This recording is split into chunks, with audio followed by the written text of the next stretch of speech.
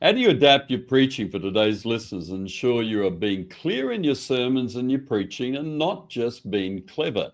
Today, I'm here with Carl Vaders, author, pastor, blogger, podcaster, preacher, and all round legend in the church. And Carl has also become a great friend in the last 10, 20 years as we've got to know each other. Carl, you've noticed, and I've seen you writing about this. I've seen you on X talking about this as well. You've made 5 major shifts in your preaching style in recent times. What change out of all those 5 do you think has had the most positive impact on audience engagement in your shifts that you've made? It's got to be that I've become more exegetical. I was taught how to do exegetical preaching. That is, start with the passage in mind, figure out what that passage means, let folks know here's what it meant then and there to the folks then and there, and here's how it applies here and now. So I always had that as my basis, but I went through a season early on in ministry where I was looking around and everybody was kind of doing the trendy preaching from a video clip thing, or 7 ways to make your marriage better, or preaching to what they at the time called their felt needs, right?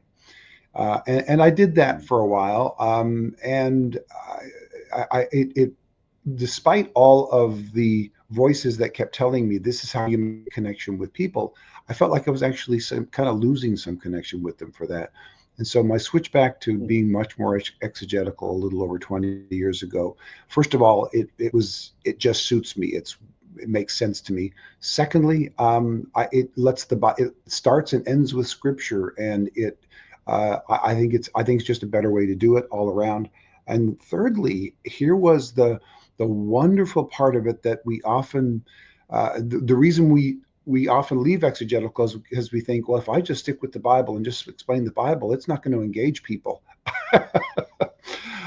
Surprise, surprise, the Bible works. Now, we have to engage it well. We have to explain it in ways that are culturally relevant for them. And all we need is one or two, Bible teachers who are just as boring and dry as can be to convince us that it's the Bible's fault, but it's never the Bible's fault. So if you can engage speaking and be a good speaker, stick with scripture, and people will really lean into that. They really want to know what the Bible actually has to say, and they're really fascinated by the Bible history if you do it well. Yeah. And I think in a day where biblical Bible literacy has fallen off the cliff, I think to actually really jump into the scriptures and make the scriptures the centerpiece of your preaching is very clever, very smart, and wise, I think, to really help people engage with the scriptures, because that'll kind of salt the oats a bit. They'll kind of want to jump into the Bible themselves when they hear it explained well and clearly for them. And in your writings about this area of preaching styles for today's listener, you argue that clear is better than clever. I like that line. How Mhm. can pastors simplify their sermons and their sermon structure without kind of weakening and watering down the message of the gospel? Yeah, that line came from my point where I stopped alliterating my sermons, what, maybe 25 years ago, maybe.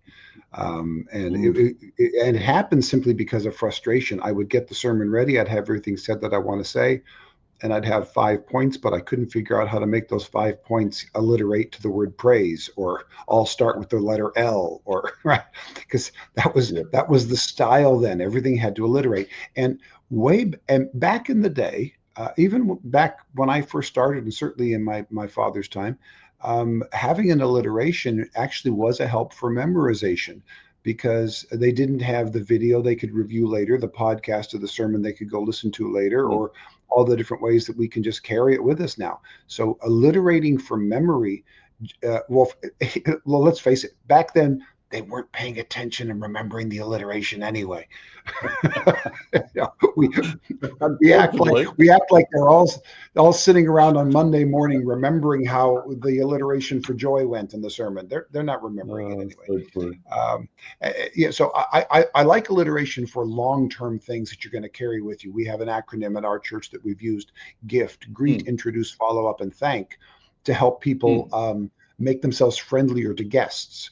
And so if you're going to Mm. use it every single Sunday when you show up, having the acronym helps. It's an ongoing thing. So for ongoing things, but for one sermon that you're going to do another one, then another one, I left the alliteration alone. And what I've also discovered is this: for older generations, the alliteration sounds smart. For younger generation, the alliteration sounds manipulative. Mm. So they can tell that that the other three made sense, but that fourth one, you had to really work to make that word fit what you meant. Yeah. So leave the clever alone and just be clear. Feeling stuck as a church leader? Growing your church doesn't have to be overwhelming. The Hub gives you step-by-step roadmaps to grow a healthy church in just 20 minutes a day. Join the hundreds of church leaders who found their breakthrough by accessing my 4 decades of ministry experience, which delivers genuine results. Start your free 14-day trial today at growahealthychurch.com/hub. I like that. Yeah, I do remember those sermons. And there's one famous Mhm. Australian preacher, very well known, great guy, a great church, who was absolutely infamous for coming up with 9 points, all starting with the letter C or D or something. He kind of felt by Yeah. about point 8, you are crowbarring these in, mate, to make them work. It didn't feel that natural, to be honest with you. Yeah. I think pastors today, and because of the internet and the access to YouTube and podcasting, they often feel the pressure to be entertaining. I mean, you listen to a preacher, and I know he can be controversial at times. Stephen Furtick is such a great master of storytelling and kind of getting you connected with the message and so on. So that pressure when you're standing there and you got 50 people in front of you on a Sunday morning and it's middle of winter. You're Mhm. pressure to be entertained, but how can you become more exegetical? How can you really unpack the scriptures without kind of delving into the Greek, the Hebrew, sounding too academic, kind of quoting commentaries from the deep theological thinkers? Yeah. The scripture intentionally is a storybook. Obviously, it Mm, has instruction, and it has poems, and it has all the letters and all of that, but there's an arc to the narrative of the scripture, and that arc is in fact the gospel. mm, yeah, God created us in his image. We destroyed that image through our sin. None of our works to restore that image by our own, the whole Old Testament story, none of that is going to make us right with God. So God had to come, and he had to give himself to restore us to himself through his crucifixion, his resurrection, and our belief mm, in his resurrection and the hope of that resurrection is what saves us. It is by his grace, not through our works. And Jesus will come again one day to restore all things unto himself. mm, Stick with that narrative. That narrative yeah, is scripture. That narrative is the gospel. And that narrative is seen in every single piece that you might want to pick from scripture. So it doesn't wow. have to be that phrasing that I just gave every time, obviously. But the Bible tells a story, and that story is the gospel. And so when we start with the story and we find our place in that story, that is always compelling. Yeah, I do tell pastors if I'm ever helping their preaching, I said, if there's not a story on that Bible page, there's a backstory. And so There we dig go. into the backstory, which will really help you in your preaching. If the story is not obvious, and it's not obvious on every page, you jump into Zechariah, the stories aren't obvious there in front of you, some of those apocalyptic scriptures, but there's a backstory. There's always a backstory Yeah, that you can dig yeah. into. And that I know, backstory will always Carl, connect to our current story, our life story. Yeah. yeah, absolutely, absolutely. Story is the deal. I know you're passionate about small churches, and your first book, The Grasshopper Myth. Am I quoting that right? Is that the right Yeah. title? Yeah. Just come Yeah. out in Indonesian language. I saw you post that recently, which has really Yes. sparked my heart when I read that some years ago about just the value and the significance and importance of small churches. So pastors who are watching now are thinking, gee, I need to develop my own preaching team. I'm preaching 40 something Sundays a year. I'm getting a bit tired and worn out with that, and I don't think my church is enjoying that.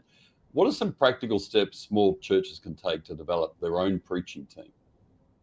Yeah, that's a great question. We've been able to do that in our church. I say we because I'm a part of the church now. For the last couple of years, I have stepped aside and I'm doing this full time. So I have a pastor now. He was actually my youth pastor for 25 years, and now he's my pastor, and he's really good at putting the team together. It's step one is discipleship. If you're not discipling your people, first of all, then you're not pastoring really biblically, because the biblical mandate for disciples is to equip God's people for works of ministry.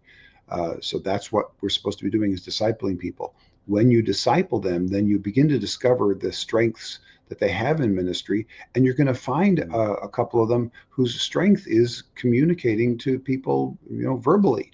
And so when you discover that through discipleship, then give them opportunity. One of the great blessings of the smaller church is that we can give people opportunities to stretch their gifts on the main stage of a Sunday morning service way earlier than our big church friends can. So you can have someone preach their first sermon on Sunday morning in a church of 20, but they can't do that in a church of 2,000. It wouldn't be good for anybody, not for the person who's preaching it, and not for the people who are hearing it. But in a church of 20 where everybody knows them and they're all cheering them on, and they're all celebrating with them, there's a lot of grace in that room, and a lot of joy in seeing that develop. So the preaching team in our congregation right now, two of them, the youngest two of them, the first few sermons they preached in our church were rough. I mean, I was the one who put them up, and they were rough, but nobody minded because they're our kids. We know them. They're us. And then the next time they were a little better, and the next time a little better. And now we look forward to hearing them preach, because they're really good. And now they preach in other places, and people want them to come and have them be heard there. So so start with discipleship, give them opportunities, put them up there before they feel fully ready, because they'll never be fully ready. And then as they do that, then walk them through it. The discipleship process. Hey, next time try it this way. Next time don't say and how so much, or maybe you should practice in front of a mirror. Whatever it is you see they need, bring them up, bring them along, and then give them another chance. That's so helpful. Well, one preacher who dramatically impacted and affected my preaching was T.D. Jakes. So check out this video of when T.D. Jakes rocked my preaching and pastoring world. It had a big impact on me. Check out that video. Carl, thanks so much for joining us again today. It's been fabulous having you on the channel. You're very welcome.